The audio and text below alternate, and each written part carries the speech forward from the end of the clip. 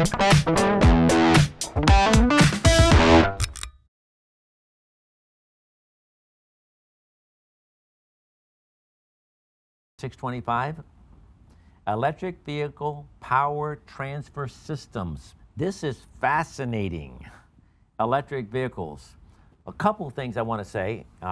Number one, an electric vehicle, what people call them chargers, are not actual chargers. All you're doing is you're taking the wires from the panel and somehow getting those wires to get to the electric vehicle, because the charger is actually inside the vehicle. So all we're doing is mechanically taking this Romex or whatever the wire method is and connecting it to something that's a connector that plugs into the car. And so there is no electric vehicle charger. And if you take a look back here, what the code calls them, they're electric vehicle power transfer systems. They're not, but people, you see on Instagram all the time, hey, I did another electric vehicle, I hooked up another electric vehicle charger. I'm like, no, you didn't hook up a charger, you just hooked up a connector. Right. That's all that is. That's number one. Yeah, they can have some smart, and they could have some lights and some different things in there, but that's not the charger. Two, electric vehicles, the scope of 625, watch this. Article 625 covers the installation of conductors and equipment associated with electric vehicle for the purpose of charging, power export, or bidirectional current flow. And I'm going to cover one more slide, and then I'm going to make a final comment on that, and that is this. This electric vehicle is not new. This has been running around for over 100 years, electric vehicles. As a matter of fact, 100 years ago was a big deal. Probably in the relationship of electric vehicles sold to gas-powered vehicles, the percentage was probably higher in the early 1900s, because in the early 1900s, you had the gas-powered vehicles, but the problem with that, you had to mechanically go out there and start them. And the females at that time were like, yeah, we're not going to be doing that. And so electric vehicles were big time because they were able to have a switch, turn it on, and start. Electric vehicles died instantly when there was the electric starter. So they put the electric starter in cars. Well, then the advantage of electric vehicles are being convenient, easy, because you have batteries. I mean, you got all kinds of major problems early 1900s in charging it and deal with it. But I mean, at least you can run your car. Now, Brian, in our actual book, in our actual video, so why don't you tell them, we are not covering, this team is not covering Article 625. So tell us what team is covering and why. Mike, we just recently recorded our solar book, our interconnected power systems book. And honestly, as we were talking, we realized we did such a thorough, great job on 625. There would be no reason to try to do it any different. And in fact, the people that we had on that team are experts specifically in these technologies. So what you're about to watch as part of this series is actually a different team from our solar PV recording, where we actually discover and discuss Article 625. You guys are going to see a whole different team covering 625, and you're going to be blown away. This is going to be so much fun. This is just like, you got electric vehicles, you had a charger, and now the whole world is turned upside down. And before I get going in here, Bill, tell us, you've told us before, we're in 625 at the beginning, that there's 4 components, and tell us a little about the 4 components that becomes mainstream, where one time it was like way out there. I watch watches, the Apple Watches, I see people walk around, Brian, you have a watch, and I'm looking, I'm thinking, all I do is think about Dick Tracy. I think it was Dick Tracy. Yeah. That's all I do. Is that one time, this futuristic, where you can have a phone and do it all, you can watch. I mean, it's like crazy. It's like, no, this is mainstream. This is real stuff. Right. So Bill, tell us about the 4 parts and what becomes mainstream. Yeah. Excited. Go ahead. So in this area, the way I explain it is 4 main areas that are going to be connected essentially for the foreseeable future, and that's PV, photovoltaic systems, energy storage systems, and electric vehicles, and load management. And so those 4 together create a scenario that is unique. But why? But why is that unique? Why are these 4 together? I mean, we're not talking about tomatoes and apples. I mean, like, well, what are we talking? What are these 4 are doing that's transforming? What's the disruption here? If you take any one of these away from the equation, it becomes severely hampered. But what are they adding? What are they adding? Solar only works during the day. Okay. Okay. And storage is expensive. Energy storage is expensive. electric vehicles are catching on quickly, and price of fuel keeps going up, and so electric vehicles become a financially reasonable way of having a lot of energy storage. Okay. As that technology continues to get better. And then as we manage these resources, which is generation and storage altogether, and we're talking, let's say, at a residential level, we still have to manage our loads because we've gotten used to being able to take power from the grid at any time with as much as we want up to the ratings of our equipment, right? And so when we stick all these things together, we can optimize in a way that we couldn't before. And it's inefficient to put in a large stationary system because they're expensive. And then you have to argue, how do you monetize that? And all day. Yeah, how do you monetize that? I'm at work. I'm not even using it or whatever, you know. So there's ways of doing that, but you know, what if I had a long power outage? Am I going to install a system large enough to handle that one power outage that happens occasionally? No. And so we can get into all the details of that. And we'll do that later when we talk about 705 and all that. But just to realize that you may have a modest size energy storage system at your house that's there all the time for backup power and things like that. But then you come home and you plug in your electric vehicle and you've just dramatically changed this entire scenario. So that's really what we're going to talk about. All right, Jason, let me get into the introduction slide. I wanted to cover that. Yep. I want to go here. Okay, part 1 of Article 625 has a scope. 625.1 says, and the title is Electric Vehicle Power Transfer System, where it used to be electrical vehicle charging equipment.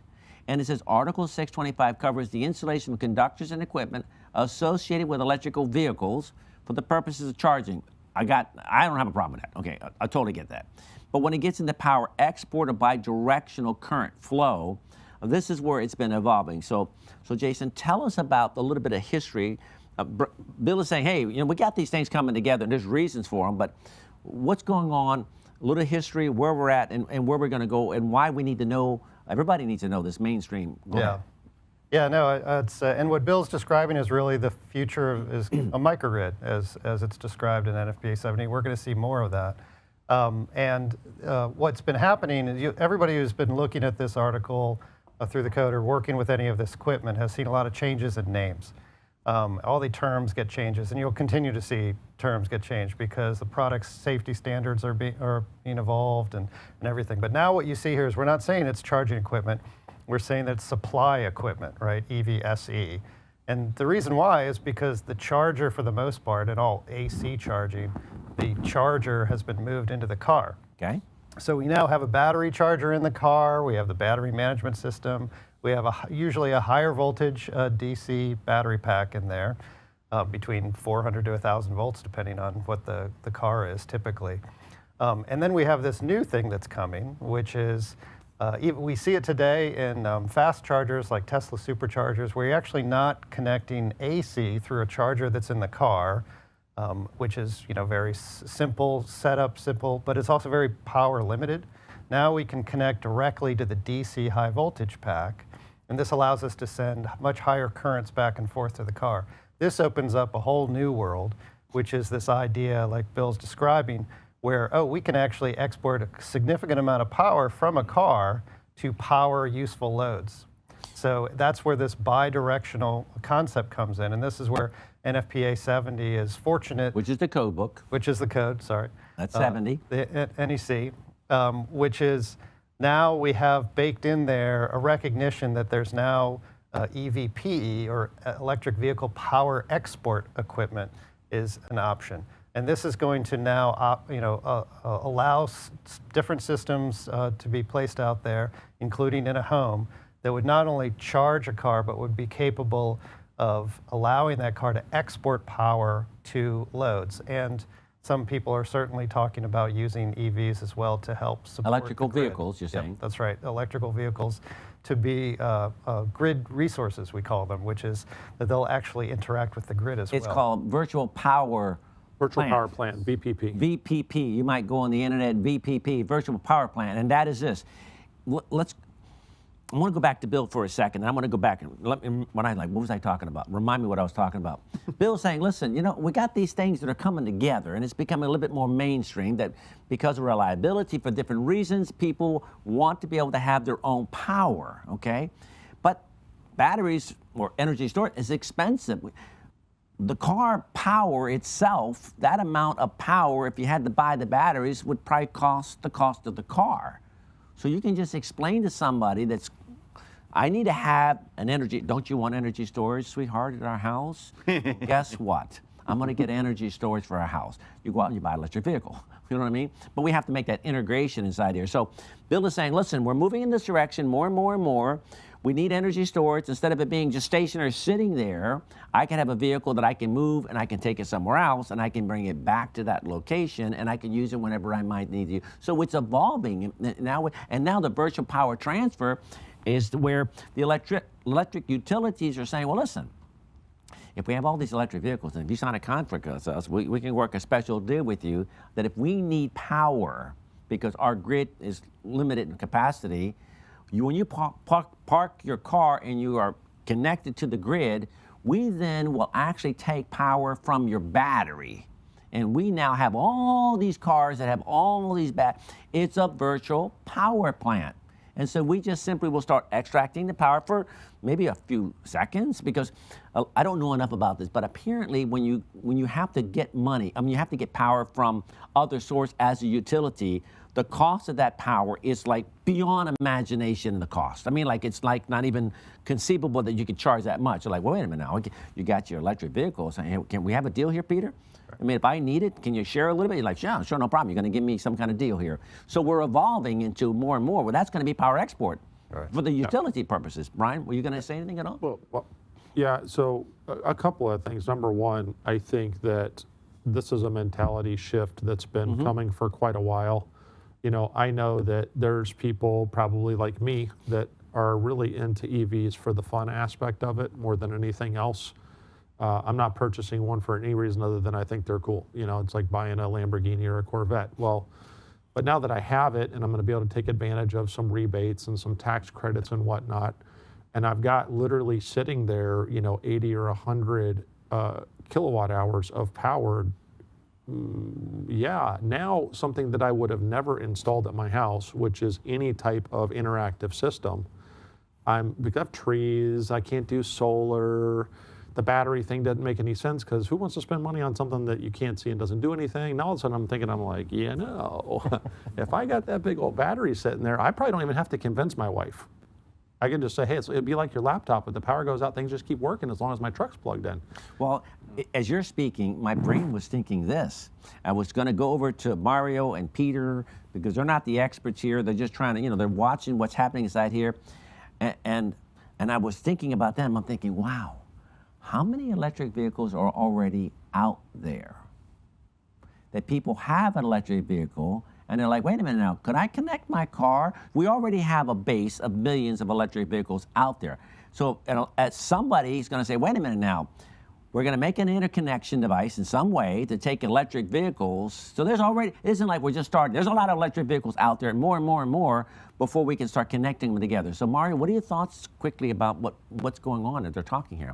Like to piggyback off of Brian's part, I just think it's really cool. I love technology. I love the aspect that I could do multiple things with this technology. I can use it as a car. I can use it to charge my house. You can sell it to the win-win to me. Utility? I can sell it to make power to the utility. It's a win-win.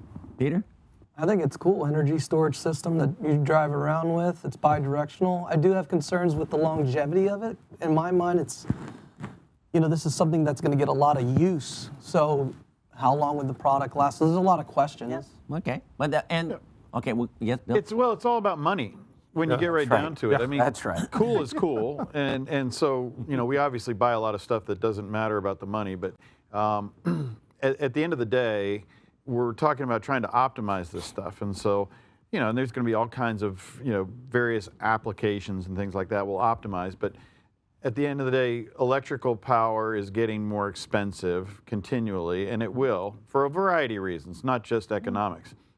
And so the fact is that how do we take these things that we already own or that we could own because we can now justify that cost. Right. And the key is you have to get it monetized at the utility level, because you can't just say, oh, I'm just going to use my electric vehicle battery just because I want to. Yeah, absolutely not. I'm not touching that battery unless you give me good money for it.